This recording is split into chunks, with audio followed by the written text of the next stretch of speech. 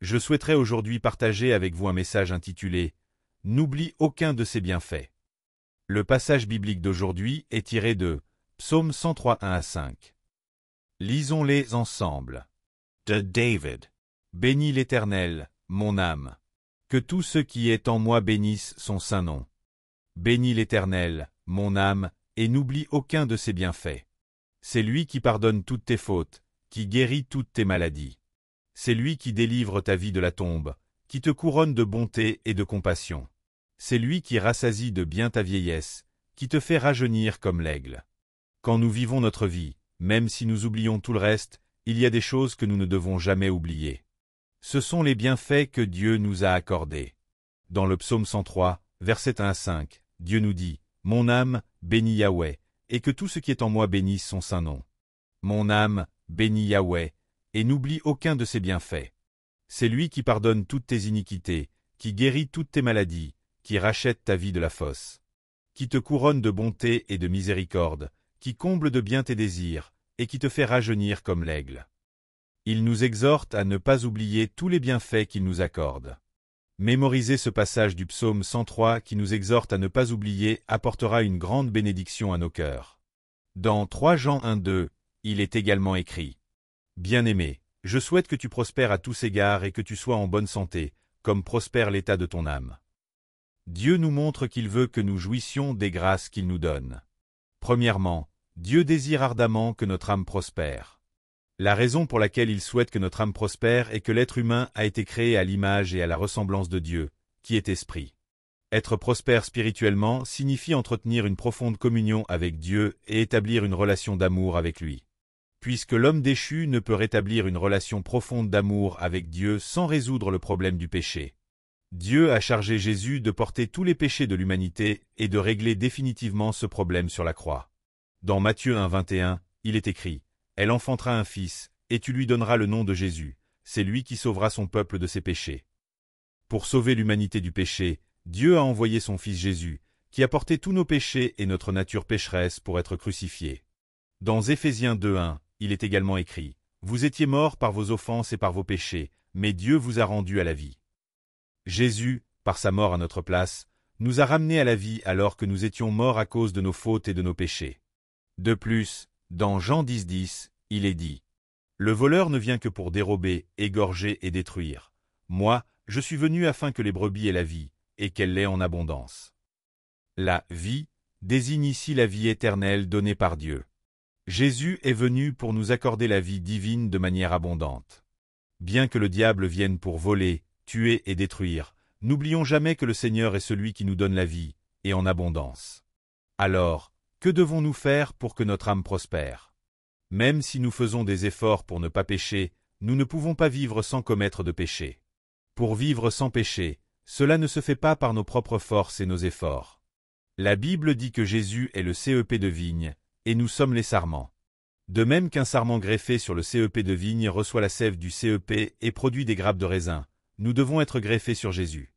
Lorsque nous sommes greffés sur Jésus et que nous vivons dans l'atmosphère de la vie de Jésus, cette atmosphère chasse le péché et lie le péché. Ce qui est impossible par nos propres forces et capacités devient possible grâce à la vie et à la vitalité de Jésus, qui agissent en nous pour nous transformer. Le processus de greffe consiste à couper un arbre, à fendre son écorce et à y insérer un sarment greffé, puis à l'attacher solidement. Avec le temps, la vitalité de l'arbre s'écoule dans le sarment, et l'arbre et le sarment deviennent un. Avec encore plus de temps, ils deviennent un seul être, donnant des fleurs et produisant de gros fruits. Jésus a été crucifié pour nous greffer à son corps. Son corps a été déchiré, son sang a coulé, et il nous a greffés à son propre corps. Afin que nous recevions la sève de Jésus, et que nos vies deviennent des vies florissantes et fructueuses. Ainsi, nous devenons justes et saints en étant greffés sur Jésus. Sans recevoir la vitalité de Jésus, il est impossible de parvenir à quoi que ce soit, même en faisant tous les efforts humains possibles. Par conséquent, pour être greffés sur Jésus, nous devons changer notre façon de penser. Il ne faut pas penser que cela dépend de nos propres forces, mais changer notre pensée en disant « Je ne peux vivre une vie sainte et juste qu'en étant greffé sur Jésus. » Nous devons non seulement penser dans notre cœur que nous devons être attachés à Jésus et faire un avec lui, mais aussi recevoir la greffe, recevoir la vitalité de Jésus, rêver de fleurir et de porter des fruits, et croire en cela. De plus, nous devons confesser avec notre bouche que les fruits se manifesteront dans notre environnement. Nous devons dire « Je suis greffé sur Jésus, Jésus est en moi, et je suis en Jésus, maintenant, je vis avec la puissance de Jésus. » En changeant notre pensée, en rêvant de cette manière et en confessant cela avec nos lèvres. À partir de ce moment, nous serons saisis par la vitalité de Jésus, nous deviendrons justes et saints. Et les fruits merveilleux de la vie de Jésus-Christ se manifesteront dans notre existence. Jean 3,16 dit « Car Dieu a tant aimé le monde qu'il a donné son Fils unique, afin que quiconque croit en lui ne périsse point, mais qu'il ait la vie éternelle. » Être attaché à Jésus et recevoir la vie éternelle au lieu de périr est une logique évidente. Après avoir été greffés sur Jésus, nous devons vivre remplis du Saint-Esprit. Nous devons devenir des personnes remplies du Saint-Esprit, où abondent la foi, l'espérance, l'amour, la justice, la paix et la joie dans nos cœurs. À travers cela, nous vivrons une vie sainte, une vie de foi et d'obéissance, devenant des disciples semblables à Jésus. Rejetant l'orgueil et l'arrogance pour mener une vie brisée et humble. Cela reflète un amour et un intérêt profond pour Dieu. Lorsque nous avons un profond intérêt pour Dieu, sa grâce se déverse abondamment sur nous. Si nous nous concentrons toujours sur la plénitude du Saint-Esprit, l'Esprit Saint travaille en nous. Si nous nous concentrons sur la vie sainte, cet intérêt nous conduit à vivre saintement. Si nous nous concentrons sur la foi et l'obéissance, nous vivrons ainsi. Si nous nous concentrons sur le fait de devenir des disciples semblables à Jésus, cela se réalisera. Si nous nous concentrons sur le rejet de l'orgueil et de l'arrogance et sur une vie brisée et humble, cela arrivera. Le problème réside dans nos pensées. Il faut penser pour pouvoir rêver, et il faut rêver pour croire aux miracles. Quand nous confessons avec nos lèvres, des miracles extraordinaires se produisent. Porteur de l'attention n'est pas facile. Cependant, lorsque nous portons attention, nous lisons la Bible, nous prions, nous participons activement à la vie de l'Église. En portant attention, nous demeurons avec le Seigneur, et la vie et la vitalité de Christ commencent à abonder en nous. Jacques 4,6 dit, « Il accorde, au contraire, une grâce plus excellente. C'est pourquoi l'Écriture dit, Dieu résiste aux orgueilleux, mais il fait grâce aux humbles. » Ainsi, Dieu accorde sa grâce à ceux qui portent attention, pour que leur âme prospère. Quand notre âme prospère, que Dieu demeure en nous et que nous demeurons en lui, vivant dans la louange et la joie. Une paix extraordinaire s'empare de notre âme. Portez attention à Dieu, à l'Église et à votre foi. L'attention est la force qui permet d'atteindre cet objectif. Si nous portons attention à Dieu, nous pouvons devenir des personnes remplies de la grâce de Dieu. Deuxièmement, Dieu désire que tout nous réussisse en toutes choses. En toutes choses désigne la totalité de notre vie sur cette terre, et Dieu souhaite que nous prospérions dans tous les aspects de notre vie. Manger, s'habiller, dormir, nous réveiller, étudier et mener nos affaires. Dans Éphésiens 1,3, il est écrit « Béni soit Dieu, le Père de notre Seigneur Jésus-Christ, qui nous a bénis de toutes sortes de bénédictions spirituelles dans les lieux célestes en Christ. » Et dans Hébreux 6,14, il est dit « Certainement, je te bénirai et je multiplierai ta postérité. » Si Dieu a promis de te bénir et encore te bénir, de te faire prospérer et encore te faire prospérer, cette promesse se réalisera sans faute. Faire en sorte que tout nous réussisse signifie nous rendre prospères. Quoi que nous fassions, cela prospérera. Nous serons la tête et non la queue, nous serons au-dessus et non en dessous. Tout comme notre âme prospère, nous prospérons en toutes choses et resterons en bonne santé. Joseph était une telle personne. Joseph portait un profond intérêt à Dieu, louait et remerciait Dieu, et vivait en rêvant. Dieu a donné un rêve à Joseph. Alors qu'il rassemblait du blé avec ses frères, leurs gerbes se prosternèrent devant la sienne, et le soleil, la lune et 11 étoiles se prosternèrent devant lui. En s'intéressant aux choses du ciel, un rêve est né en lui. Ses frères disaient même de lui, « Voici venir le rêveur. » Tout le monde voyait Joseph comme un homme qui rêvait. Même lorsqu'il fut vendu comme esclave dans la maison de Potiphar ou lorsqu'il fut emprisonné à cause de fausses accusations. Dieu était avec Joseph, l'homme du rêve, et lui fit prospérer. Finalement, son rêve s'accomplit, et il devint premier ministre d'Égypte, réalisant une grande œuvre pour sauver son peuple.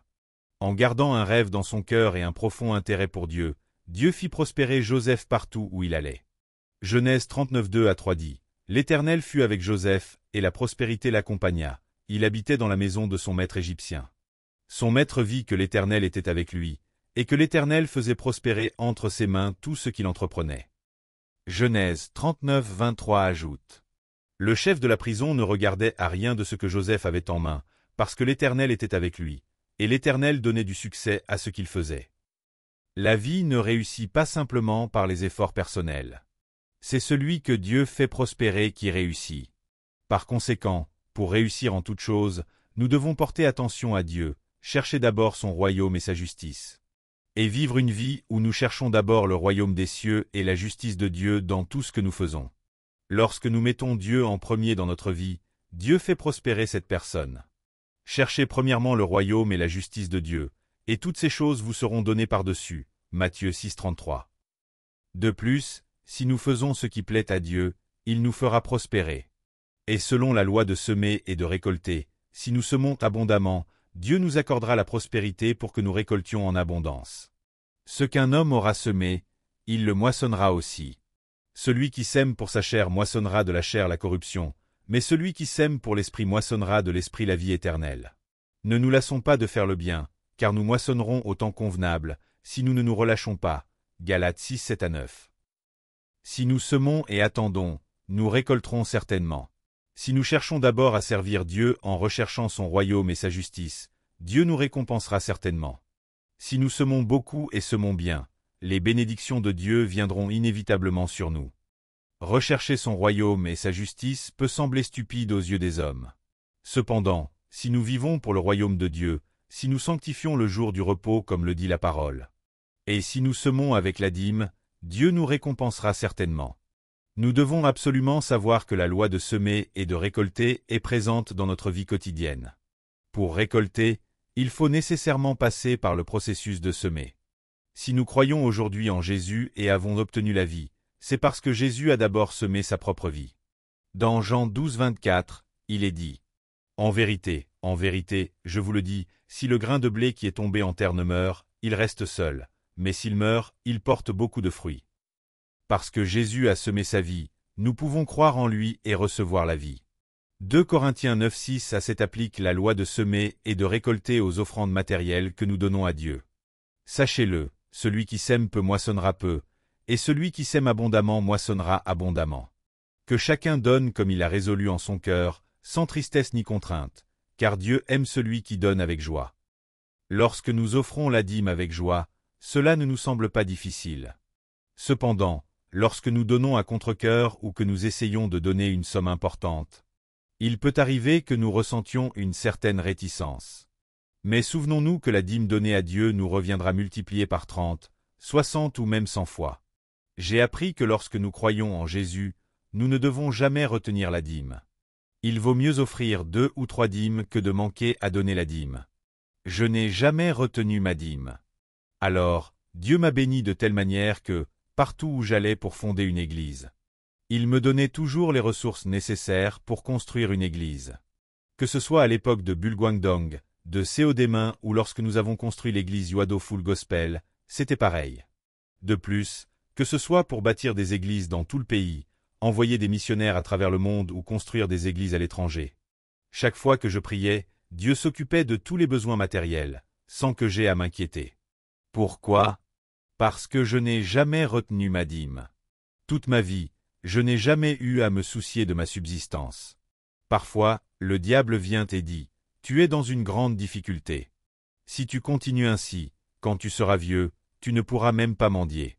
Que vas-tu faire ?» Mais dans mon cœur, je réponds toujours avec assurance. Je n'ai jamais volé la dîme et j'ai toujours donné au-delà de la dîme. Quand j'avais de gros revenus, je les donnais tous au Seigneur. Dieu me fournira tout ce dont j'ai besoin en temps voulu. Faire des dépôts auprès de Dieu rapporte de meilleurs résultats que n'importe quelle assurance terrestre. Si nous offrons nos biens à Dieu avec un cœur aimant, il comblera largement tous nos besoins. De plus, lorsque nous vivons dans ce monde et que nous faisons beaucoup de bonnes œuvres, Dieu nous aide à accomplir ces bonnes œuvres. Dans 1 Timothée 6, 18, il est dit « Recommande-leur de faire du bien, d'être riches en bonnes œuvres, d'avoir de la libéralité, de la générosité. » Si nous faisons le bien, Dieu nous récompensera assurément. Par ailleurs, nous devons demander à Dieu ce dont nous avons besoin. Dans Matthieu 7, 7 à 8, il est écrit « Demandez, et l'on vous donnera. Cherchez, et vous trouverez. Frappez, et l'on vous ouvrira. Car quiconque demande reçoit, celui qui cherche trouve, et l'on ouvre à celui qui frappe. Nous devons non seulement semer abondamment et faire beaucoup de bonnes œuvres, mais aussi demander à Dieu. Dieu aime répondre à ceux qui lui demandent. Troisièmement, Dieu dit qu'il souhaite que nous soyons en bonne santé. La santé est la volonté de Dieu. J'espère qu'aucun de nous ne pense que la maladie vient de Dieu. Dieu veut que nous soyons guéris et en bonne santé. Dans Exode 15-26, il est écrit. Il dit, « Si tu écoutes attentivement la voix de l'Éternel, ton Dieu, si tu fais ce qui est droit à ses yeux, si tu prêtes l'oreille à ses commandements. Et si tu observes toutes ses lois, je ne te frapperai d'aucune des maladies dont j'ai frappé les Égyptiens, car je suis l'Éternel, qui te guérit. » L'Éternel Dieu, qui nous guérit, est notre médecin. Si Dieu est notre médecin, quelle maladie ne pourrait-il pas guérir? Ainsi, si nous nous repentons et obéissons devant Dieu, il nous guérira, comme la Bible le promet. Dans Psaume 103.3, il est également dit, « C'est lui qui guérit toutes tes maladies », et dans une Pierre 2.24, « Par ses meurtrissures vous avez été guéris ». Lorsque nous confessons de notre bouche les promesses de Dieu, cela devient une grande énergie qui apporte une œuvre de guérison. Nous avons les promesses de guérison, et quand nous les confessons de notre bouche, cette confession devient une énergie qui nous apporte la guérison, la santé et le changement. Nous devons savoir dans notre cœur que Dieu veut que nous soyons tous guéris et en bonne santé. Et nous ne devons pas douter que le Seigneur nous guérira lorsque nous sommes malades. Si nous connaissons ce fait, y réfléchissons, envisageons une image de santé, croyons et confessons avec nos lèvres. En utilisant la méthode spirituelle de la 4e dimension, des miracles se produiront certainement. Nous espérons et prions sans cesse que notre âme prospère, que tout nous réussisse et que nous soyons en bonne santé. Si nous prions pour que notre âme prospère, pour que tout nous réussisse et pour que nous soyons en bonne santé, le Saint-Esprit prendra ces prières et les réalisera dans notre vie. Nous savons que la volonté de Dieu pour nous est que notre âme prospère, que tout nous réussisse et que nous soyons en bonne santé. Par conséquent, n'oublions pas tous les bienfaits que Dieu nous a donnés, remplissons notre cœur d'un rêve plein d'espoir. Avançons avec une foi audacieuse et confessons-le de nos lèvres, alors nous pourrons vivre notre vie dans la joie et le bonheur. Nous ne devons pas oublier les bienfaits que Dieu nous a donnés. Nous ne devons pas oublier qu'il pardonne toutes nos iniquités. Nous ne devons pas oublier qu'il guérit toutes nos maladies. Nous ne devons pas oublier qu'il rachète notre vie de la fosse, qu'il nous couronne de bonté et de miséricorde, qu'il satisfait notre vie avec de bonnes choses et qu'il renouvelle notre jeunesse comme celle de l'aigle. Nous devons réfléchir à tout cela, le rêver, y croire et le confesser. Lorsque nous utilisons continuellement cette spiritualité de la 4e dimension, des miracles se produisent à travers elle, et nos pensées se réalisent. Ce que nous rêvons devient réalité. Ce que nous croyons devient réalité. Ce que nous confessons devient réalité. Cela se manifeste comme une grande force spirituelle de miracle dans notre vie quotidienne. Nous tous, en tant que peuple de Dieu, devons vivre une vie qui ne fait pas oublier les bienfaits de Dieu, qui nous accorde la triple bénédiction. Être la tête et non la queue, prêter aux autres sans emprunter, et avoir une âme prospère, réussir en tout et être en bonne santé. Je bénis cela au nom de Jésus. Prions tous ensemble. Dieu bon, qui est toujours avec nous et qui nous guide. Ne nous permettez jamais d'oublier les merveilleux bienfaits de la triple bénédiction que vous nous avez donnée. Que notre âme prospère, que tout nous réussisse et que nous soyons en bonne santé. Aidez-nous à réfléchir à toutes ces choses, à les rêver, à y croire, à les confesser de nos lèvres et à les manifester dans notre vie. Avec l'aide du Saint-Esprit, faites que nous vivions en jouissant des miracles que vous nous donnez. Nous prions au nom de Jésus. Amen. Alléluia. Avez-vous reçu beaucoup de grâce à travers la parole? Je vous bénis de tout mon cœur au nom du Seigneur pour que vous soyez de plus en plus armés de la parole de Dieu et remplis du Saint-Esprit, afin que vous meniez une vie victorieuse dans ce monde. Si vous avez aimé cette vidéo, n'oubliez pas de vous abonner à la chaîne, d'activer les notifications et d'appuyer sur le bouton « J'aime ». Cela nous aide beaucoup à préparer plus de vidéos remplies de grâce. Nous nous retrouverons avec joie dans la prochaine vidéo. Que Dieu vous bénisse grandement.